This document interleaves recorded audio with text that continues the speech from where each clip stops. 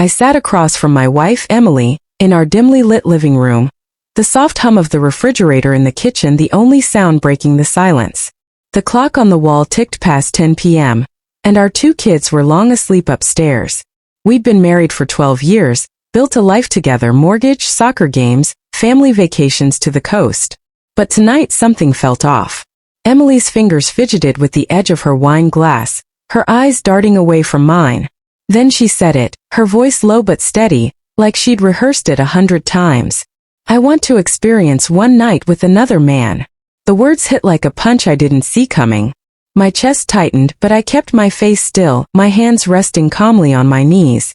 I'd always prided myself on staying composed, even when things got messy. Emily's hazel eyes searched mine, waiting for a reaction. Anger maybe, or hurt. But I didn't give her that. Not yet. Okay. I said, my voice even. Let's talk about this. She blinked, clearly not expecting that. I could see her shoulders relax a fraction, like she'd been bracing for a fight. I don't know, she started, her words tumbling out. We've been together so long and I love you, I do. But sometimes I wonder what it would be like. Just once. To feel something different. I nodded slowly, letting her words settle. My mind was racing though. Was this about me? Had I let things slip? Worked too many late nights at the office? Missed too many chances to make her feel seen? Or was this just her chasing some fantasy she built up in her head?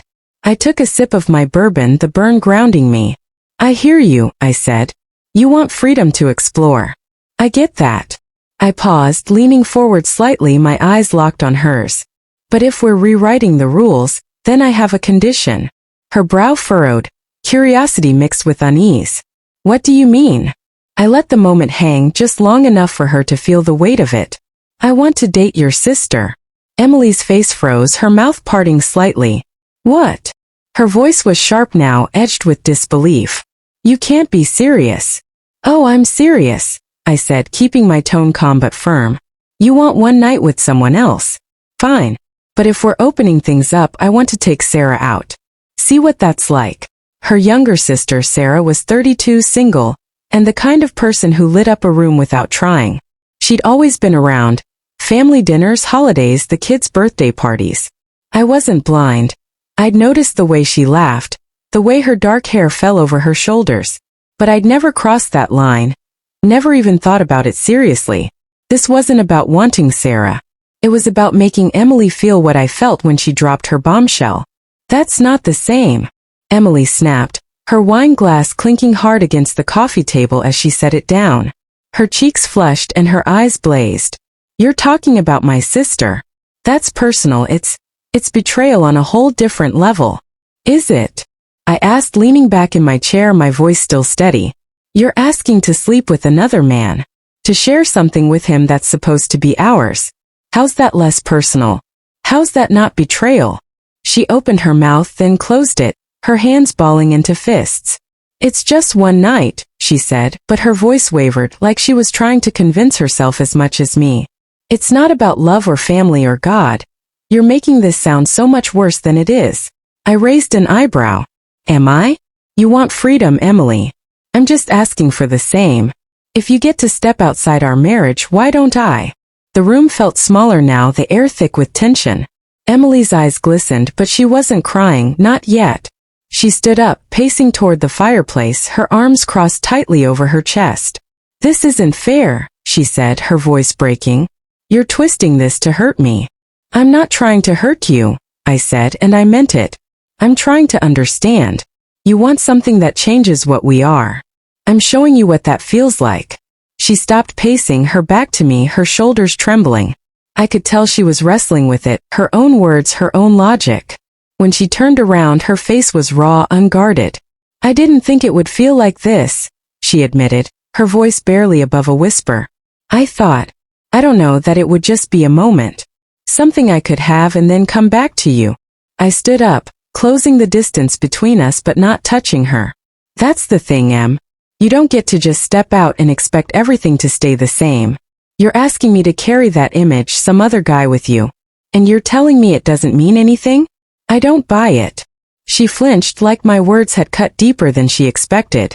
I'm sorry, she said, And now the tears came silent streaks down her cheeks.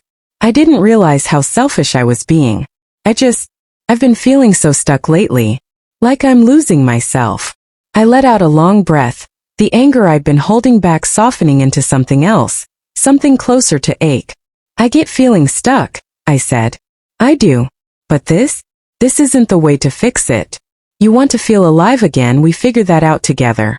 Not by breaking what we've got. She nodded, wiping her eyes with the back of her hand. You're right. I hate that you're right, but you are. We stood there for a moment, the weight of the conversation settling around us. Then she stepped closer, her hand reaching for mine. Her fingers were cold, but they curled tightly around my own. I don't want anyone else, she said. I don't. I got lost in my own head. I squeezed her hand, pulling her gently toward me. We both got a little lost, I said. But we're still here. We can find our way back. That night we talked for hours, really talked like we hadn't in years. About the routines that had dulled us, the small resentments we'd let pile up. About how we'd stopped making time for each other. Stopped chasing the spark that used to keep us up whispering in the dark. It wasn't easy. There were moments when I still felt the sting of her request, and I could tell she was carrying the shame of it. But we laid it all bare, no holding back. The next morning Emily was different.